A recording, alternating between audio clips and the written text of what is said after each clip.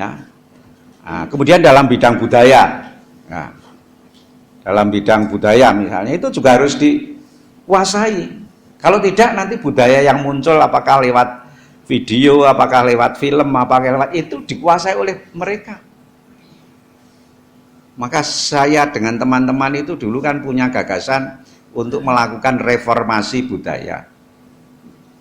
Reformasi budaya itu ditanamkan mulai anak-anak ya, sampai kemudian yang lain-lain. Misalnya yang sering saya ambil contoh budaya nyanyi misalnya. Itu nyanyinya balonku ada 5 itu kalau kita meletus balon hijau kita udah galau. Nah, ini mentalnya mental apa itu?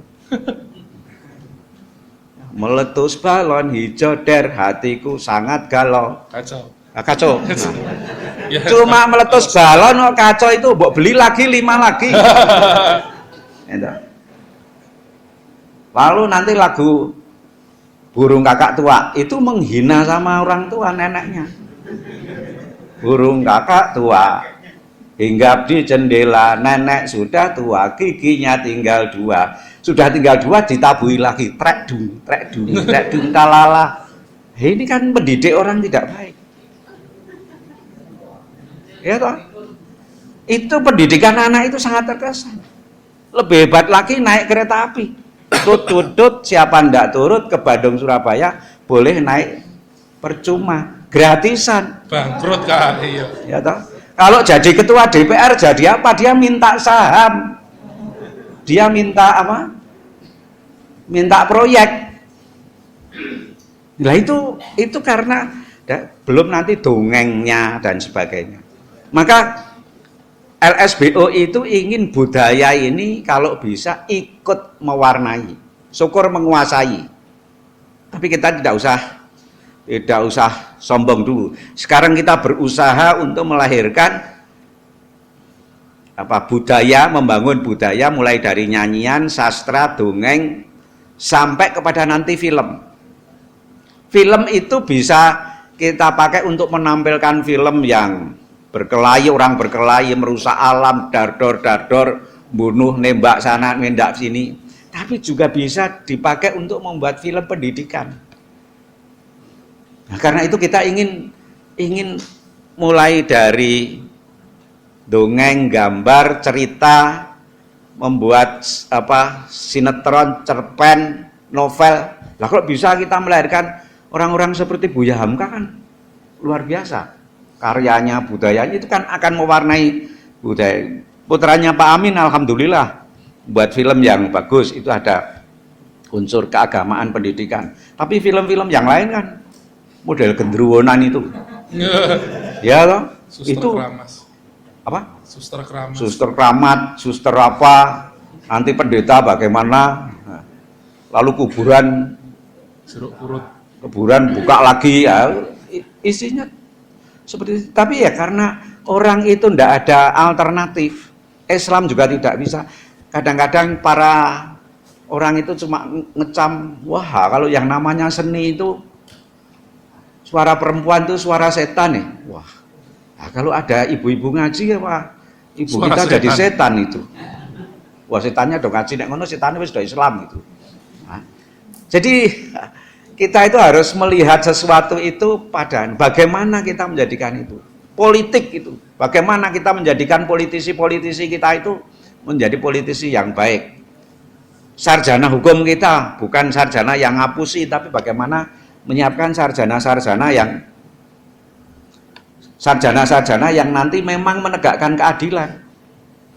Muhammadiyah ini kan sebenarnya kekuatan yang luar biasa kalau mau mengelola. Misalnya kalau di Sleman atau di Kota Madya atau di Bantul, kita kumpulkan sarjana-sarjana kita. Lalu kita ngelirik kira-kira peraturan apa yang akan dibuat oleh DPR di Bantul, DPR di Sleman. Lalu kita menyiapkan konsep yang lebih islami gitu loh. Untuk tandingan atau untuk usulan kalau sana belum ada. Sebab anggota DPR itu tidak seluruhnya pinter. Ada yang pinter pidato tetapi tidak ngerti hukum. Nah, sehingga mereka ketika disuruh apa ini Pak mati. ketika disuruh menyiapkan untuk peraturan-peraturan daerah, ya tidak. Kalau ini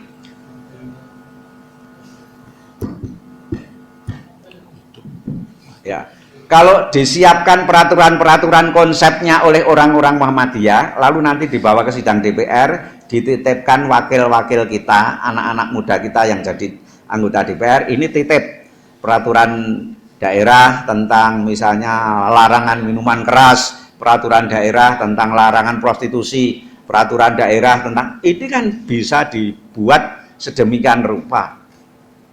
Artinya kita tidak harus memiliki partai, tapi kita bisa mengundang anggota-anggota DPR dari berbagai fraksi. Golkar, sudah tidak apa-apa Golkar, PDI, tidak apa-apa PDI, ayo ikut. Ini saya beri konsep. Apalagi Gerindra ini saya beri konsep. P3, itu kan mereka senang diberi konsep. Demikian pula pembuatan undang-undang di tingkat pusat. Undang-undang apa? Muhammadiyah punya konsep diberikan. Undang-undang apa lagi? Itu lalu undang-undang yang di Indonesia yang lahir nanti akan diwarnai oleh pemikiran yang Islami tadi.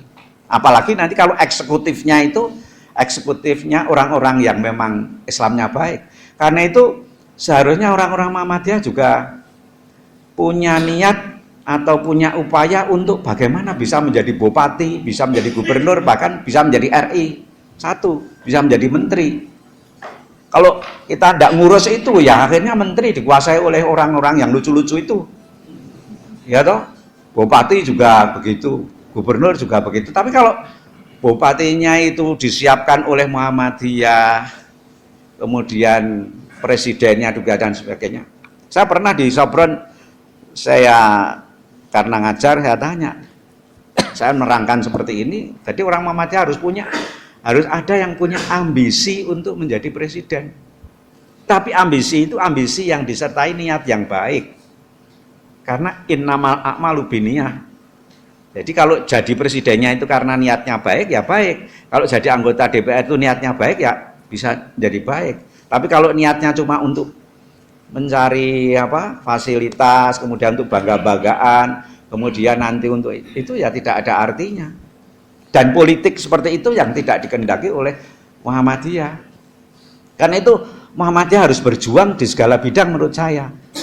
Nah, maka di dalam pelaksanaannya itu dunia itu harus kita sedapat mungkin orang-orang Muhammadiyah menguasai dunia. Menguasai aset ekonomi, menguasai aset politik, menguasai aset budaya dan sebagainya.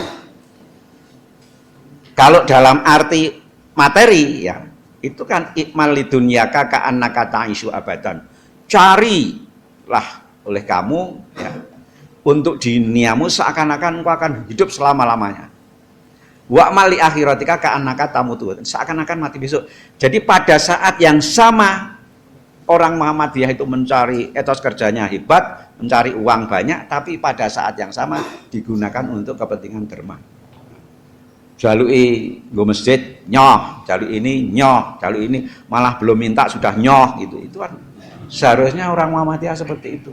Ya seperti Nabi Muhammad, Abu Bakar, Umar dan Utsman tadi, dan juga sahabat-sahabat yang lain. Jadi mereka itu berebut menyerahkan hartanya untuk kepentingan perjuangan.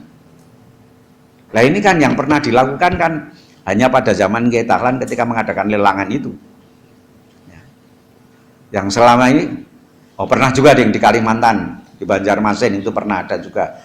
Karena waktu itu bersaing akan satu lokasi yang akan dipilih orang Kristen, dan lalu ibu-ibu di Kalimantan di Banjarmasin itu mengeluarkan hartanya yang dimiliki diserahkan semua, sehingga kemudian bisa untuk membeli tanah itu dan akhirnya dikuasai. Nah, jadi kalau dalam surat Qasas 77 ya wabtaghi fima taqaddara akhirah, tapi wala tansa nasibaka minad dunya, dan wa ahsin, berbuat baiklah kamu sebagaimana Allah berbuat baik pada kamu. Karena Allah itu Maha Pemurah, maka orang Islam juga Maha Pemurah, sangat pemurah. Ya, kalau dalam surat Jum'ah Ya, wa idza qudiyatish shalat fantasiru wabtaghu min fadlillah wadhkuru katsiran la'allakum tuflihun. Jadi yang namanya ingat kepada Allah, ingatnya orang kaya itu nyah-nyoh. Oh ini ada orang mau bangun masjid, udah kalau gitu saya tegelnya atau saya keramiknya. Oh ini ada orang mau bangun sekolah, saya meja tulisnya, saya laptopnya, saya ini. Jadi memang di situ kemudian terjadi fastabiqul khairat, berlomba-lomba. Ini untuk membangun dunia yang baik itu membutuhkan kekuatan. Ya. Bahwa doa itu juga penting, tapi ya yang namanya doa itu akan dikabulkan kalau juga manusia sendiri berusaha. Kalau tidak berusaha ya akan sulit dikabulkan, wong dia tidak punya ikhtiar apa-apa. Nah ini maka kembali kepada tadi yang saya aturkan dari depan tadi, kita ini orang Muhammadiyah itu hendaknya jangan meninggalkan dunia, walaupun dunia itu bukan tujuan utama ya. Tapi hendaknya dunia itu juga harus dikuasai, karena memang tugas kita sebagai khalifah Allah di muka bumi itu memakmurkan dunia ya. Memakmurkan dunia, menciptakan kehidupan yang rukun di dunia, yang baik dunia. Karena itu ini butuh kekuasaan. Kekuasaan itu antara lain politik, sosial, ekonomi, hukum, kebudayaan dan lain-lain. Nah, kalau ini bisa dilakukan, maka zuhudnya di mana? Zuhudnya ya seperti Nabi tadi.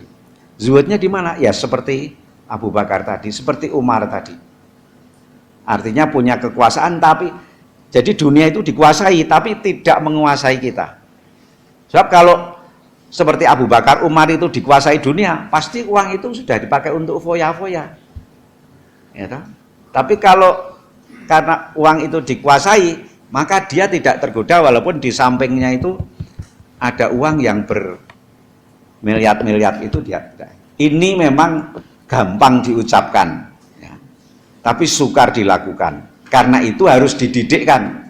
Jadi bapak dan ibu sekalian itu harus mendidikkan supaya anak-anaknya itu atau keluarganya itu, keturunannya itu nanti menjadi keturunan yang kuat ya. Jadi apa? Keturunan yang kuat itu kuat dalam arti iman, dalam arti agama, kuat dalam arti ilmu, tapi juga kuat dalam arti ekonomi ya. Saya lupa itu karena ada sahabat siapa yang hampir meninggal itu, kemudian bilang kepada Nabi, saya akan memberikan kepada pada harta saya akan saya berikan kepada, tapi Nabi melarang. Bagaimana kalau separuh masih terlalu banyak, bagaimana kalau sepertiga juga masih terlalu banyak, tapi boleh. Saya lupa itu sahabat itu. Artinya apa? Anak yang ditinggalkan itu harus kuat supaya menjadi muslim ya. Karena nanti dalam pengalaman, dalam perjalanan hidup, tangan di atas itu lebih baik dari tangan di bawah. Tapi kalau sudah biasa tangan di bawah, jadi ketua DPR pun tangannya di bawah terus.